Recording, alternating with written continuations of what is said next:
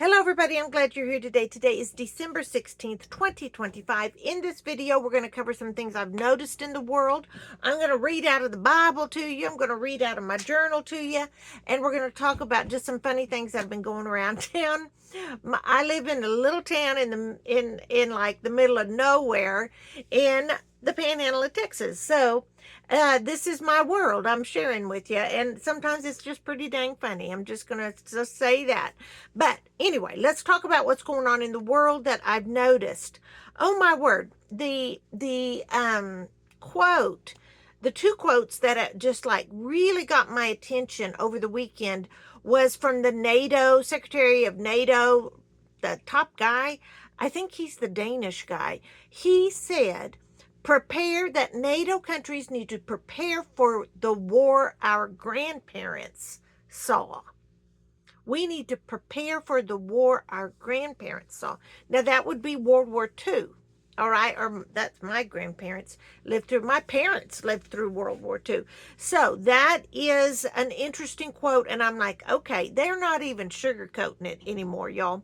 The next thing that really caught my attention, which was just like the day after, was the Defense Secretary, I think they're the defense minister, maybe is the right name for it, of the UK, saying that the UK needed, the public needed to prepare for a massive war with massive casualties like they had never seen before. That, of course, the military was prepared for war, but that the civilian population, in essence, this is my own spin on the quote, that the civilian population were the people that actually won wars. That Russia was now in the business of empire building. Okay, so in other words, he was like, okay, we have got to quickly prepare the civilian population for war. It's a coming. Now, I cannot ignore that. I mean, what kind of clicks in my brain, and y'all just tell me if it clicks in your brain too. It wasn't very long ago that the UK put out to their medical personnel, their hospitals, their first responders, that they needed to get a plan for mass casualty events related to war by April 2026. That they actually put a date on it, that they needed to have ports ready for shipping out casualties of NATO nations to their homeland, and also strategic places to triage mass casualties. That bothers me, y'all. I mean, I think they're just plain saying it, okay? So it is what it is. Now, the Lord's been telling me about that, and I know he's been telling you about that for a few years now. So we're not going, oh, wow, I had no idea this was going to happen. No, I knew it was coming. But the Lord began to tell me way back like in 2022, the winds of change are coming. Look to the horizon. And then after a while, he was like, the winds of war are coming and the war drums are beating. Those are the kinds of things the Lord spoke to me. I just write them down in my journal. So that's that. Okay, so that's what we're seeing now. That's what we're living through. I don't know the timeline, but I sure as heck am getting ready. I'm bracing, because I don't think it's not going to touch our country. So that's what I'm seeing. Y'all tell me in the comment section what you're seeing, what you see in your own country, what you think your opinions are, and all. I mean, hey, let's exchange ideas. We got to talk to each other. Okay. No, I'm not going to read this yet. I'm not going to read this yet because I got a funny story to tell y'all. All right. So I heard this story about one of our elderly women in our county. Now, she is known to not be super nice. In fact, she's downright mean. Okay, but old people, just because she's mean now doesn't mean, I didn't know her when she was young. So just because she's mean now, maybe she wasn't that way when she was young. But man, oh man, she's just meaner than an old wet hen. Ain't nobody want to go in her room, okay? So anyway, the interesting thing is, So we're like, I kind of had this idea of her in my mind of what I thought about her based on interactions. We'll just put it like that, based on interactions. But I heard this story about her that made me kind of soften my opinion about her, and I think y'all will find it interesting and a little bit funny. So apparently, apparently, her husband was in World War II, and he was in Japan. And while he was in Japan, and I don't know, I don't know how war works. I don't know how this actually went down, but there was pillaging going on. And he, being an American in the American military, was able to get his hands on some very high quality red silk, like silk fabric, a whole bunch of it. And so he I don't know if he snuck it home or sent it. I don't know what the criteria was on the lowdown, or if it just flat didn't matter. But he sent that red silk home to this woman who's kind of mean, and I'm not going to say her name, but anyway, she had it. She got it. It was during the wars, during the 1940s, and apparently we found out recently that, do you know what she did with that red silk?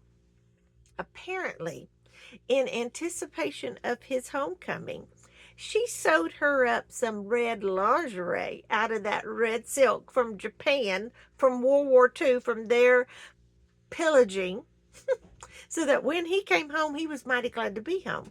So but when you look at old people now, you're like, I can't even believe, girl, you were ever that way. But anyway, I must say, I just, a little level of respect for her, just like, yeah, that takes a lot of, yeah, I would like to think I would do the same thing. I'm just saying, I would like to think that I would do the same thing. So anyway, I thought y'all would enjoy that story. You just never know, people. People have stories of the past and history, and you're like, you know, yeah, those are good stories, and they need to be told. They need to be kept alive. Anyway, okay, so let's go shifting just a little bit. That's the funny story of the day. This woman making that lingerie out of that red silk. Can you see her on that sewing machine, with like a pedal sewing machine, to making that? Oh, I bet he was glad to get home. Oh, that's funny. Okay, anyway, shifting to something else. Okay, I'm going to tell you another story. And this is the story that is meant to make your life better and more important than that red silk story. But this story is so interesting to me. So, y'all know, I don't want to beat a dead horse, but we moved my parents next to me. Everything's finally settling down. The dust is settling down. I've got my Pebbles and Bam Bam hair today. Like, this is my Pebbles outfit. My hairdo, I mean. I think it looks pretty good. Anyway, we moved my parents here, and in doing so, in preparing to bring the RV over to our property, or on our property, we had to get the sewer line to a certain place so that we could empty the sewer easier, more efficiently. So we had to dig a trench, and there's a lot of stories that go with this trench. This is just one of them. Now, y'all, when you put in a sewer line, you got to go like 4 feet down, okay? So, I mean, so we got a digger, and it was a narrow digger, like 6 inches, or I don't know, 8 inches. It was perfect. It was perfect to lay the line. Well, y'all, I don't know if you know what caliche is, but some on our property, I don't know why, but there are some areas where the ground is like caliche. It's a powdery rock cement. When it gets wet, it nearly turns to cement. They like have caliche pits here where you actually dig up the caliche, and then you grind it into gravel, and you could put it on roads and stuff, and then when the rain's on them or waters them, it solidifies. I mean, it's a very, I don't know how else to say. Okay, we'll just put it there. I am no geologist, so that's caliche. Okay, I just know that I had some right where we were trying to dig that trench. So we got our friend Dean to help us. And so Dean and Mike, my husband, and Dakota, my son, are out there starting to dig that ditch, all right? And I mean, it is hard digging. I mean, that dirt, y'all, it is dry here. And so, it was slow going, but we made some progress that first evening. And then, lo and behold, the next 2 days, we got 4 inches of rain, solid, all day, every day, for 2 days. It rained. It may have been 8 inches. I can't even remember. It was a massive amount of rain. And that what like I had a pool in my backyard. I mean, where they had dug, but the trench hadn't been started, but it was just I mean, everything went on hold, and I was a little worried about the timeline. I was like, we need to get going on this. But because God's the one in control and not Gina, it worked out perfectly. So lo and behold, when Dean came back to start digging, and Dakota was out there with the pick, I mean, it was an all effort kind of thing. The ground was so much easier to dig because the Lord had given us so much rain to soften the ground. So that was great. So we dug that trench all the way to the gate, but we had to go under the gate and on into my front yard, a side yard, a little, like, another 10 feet or 12 feet. So ground was still hard then, just still hard. That's hard because that particular ground is slanted a little bit, so the water doesn't just stand there, it runs off into the draw. So the rain had not really soaked in there. But suddenly, one afternoon, I'm in the house, my back door opens suddenly, and Dean yells in there, "Gina, I've hit a water line." And I was like, oh my Lord. I went, and water was filling up the trench that had been built, and then water was just flooding my front yard, like, because he had accidentally tapped a city water line that wasn't even supposed to be there. Okay, now you have to understand, small town city organizing is like, I didn't know that line was there, and the city didn't know that line was there. I mean, they thought it was over, like, another, like, in between properties, but it wasn't. Apparently the city water line goes right through my property, like right on it, not like barely, but like right on it. So we called the city right quick. I said, "Caesar, man," yeah, Caesar knew we were digging, and we called the digger people. We called about the lines. I mean, how they have to come mark the lines, the gas line and the electrical fiber optic lines and all that. We had done all the proper things, okay? So it wasn't like we were being reckless, but that water line wasn't supposed to be there because Caesar told me, who's our city manager and my neighbor, he said, "Man, that water line's right there, Gina. You cannot have anything over that line." I was like, okay, okay, okay. And it was like, "Well, Caesar, that water line is not over there. It's right here." Anyway, long story longer, we had a flood of water where we needed to dig. A flood of massive amounts of water that was coming up. We got the water turned off. They couldn't find the place to turn it off because it was so old. They weren't sure where it was. Got the metal detector. This is all while the water's flooding, okay? They had to dig. They had to go get the chart. They had to go get the map. They had to measure. They had to all do all of this stuff. Anyway, they found it, turned the water off, and then they had to fix the pipe. So, and it was all people we know as our friends, and we were standing around talking. I mean, we were like, "Hey, how's your barbecue place going?" Anyway, it was really stressful.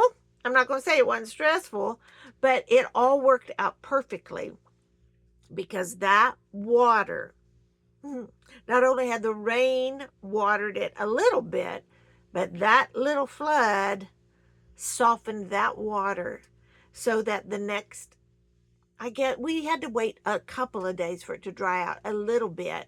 But when Dean came back to dig again, it was just like butter, y'all.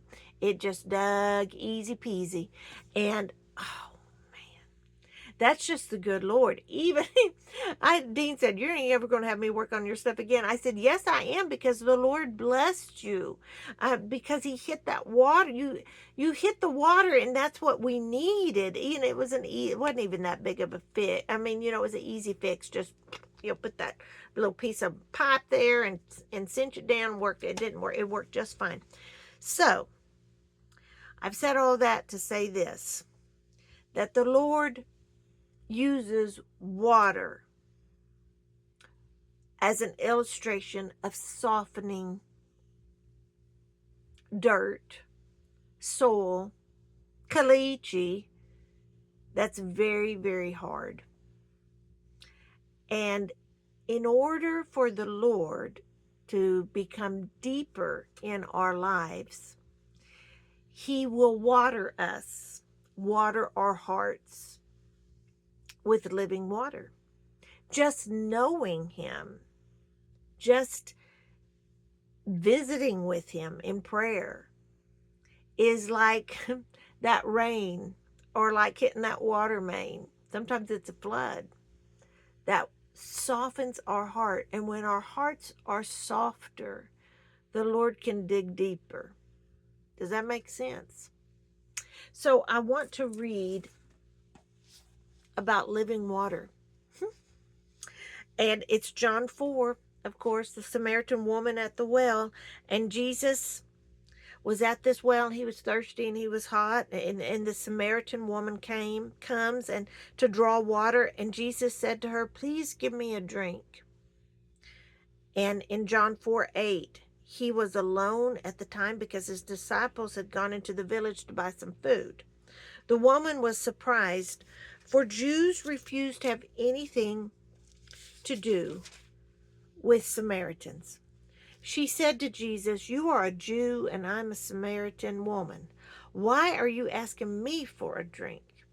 And Jesus replied, "If you only knew, if we only knew." I love that. If we only knew. If you only knew the gift God has for you and who you are speaking to, you would ask me and I would give you living water. "But sir, you don't have a rope or a bucket," she said, "and this well is very deep. Where would you get the living water? And besides, do you think you're greater than our ancestor Jacob, who gave us this well? How can you offer better water than he and his sons and his animals enjoyed?" And Jesus replied, "Anyone who drinks this water will soon become thirsty again. But those who drink the water I give will never be thirsty again. It becomes a fresh, bubbling spring within them, giving them eternal life." Now they go on to talk some more, and great things happen from that conversation with that Samaritan woman. But the idea of water, and the power of water, and the way water softens, and the way when the ground is soft you can dig deeper. Those are just some images and things I wanted to share with you. Those are things I learned. That's things I learned this summer. Man, I learned a lot this summer, but that's one of the things I was thinking about sharing on the video. Sharing with y'all. I thought you might like it. Now then, the Lord has asked me to look back over the years in my journals and kind of see the direction He was speaking and how it goes together with things that are happening now in the world. And I came across this wonderful teaching that the Lord gave me on October 1st, 2023. And I may have read this already. I really don't remember. But I asked the Lord, "Is there anything, Father, that you can say that will help me understand better you and what you're saying and what you mean and what you want to teach me?" And this is what He happened to say this day. "Look at your shoes. Are the soles worn from walking or new from lack of use? So it is with my children. Those who walk with me will have worn soles." Soles and soles, bottom of your shoes. Double meaning there. will have worn soles, for they have never stopped walking. They have never tried, they have never tired of the walk. They have never switched shoes. Thus, the bottoms of their shoes are worn and often tattered from their journey with me, but always soles they will have, the pair I provide, as they walk the path I light for them. Time on that path matters not, for all my children, young and old, wear my shoes as they blaze my path. That walk at times may seem treacherous, making the traveler want to sit down and take their shoes off or purchase new shoes. But I tell you the truth, those who are those who are struggling, uh, I'm sorry, those who are strengthened by my presence will be given the courage to take one more step, even when they think they are too weary to go further. So, I warn you, my children, those of mine with worn souls, those who keep walking with me on my path will receive a great rest at the end of their journey. The coming days will be very difficult times in your land. Keep your souls, keep your shoes on. Keep walking with me. All will go well with you as others around you stumble and fall. I will hold you up. Keep walking with me. So you filter that through the Holy Spirit. You pray. And if that resonates with your soul, then keep it and let it just teach you whatever the Lord wants to teach you through it. I found it very beautiful. And there were times in my journey the last 6 months, I wanted to sit down. I was tired. But keep taking the next step. I know you're tired too. I know there are people out there wanting to quit. Keep going in Jesus. Jesus is the answer to everything. He is the Son of God. He is the truth. He is our salvation. Hold on to him with all your might right now. Even if you're just standing on the path in your shoes he's given you, just hold on. Don't let go of him. He loves you and he's right beside you. I'm going to leave that with y'all, okay? You do with it what you need to. Stay safe, America. From the pantry, this is Gina Lima Charlie. I'm out.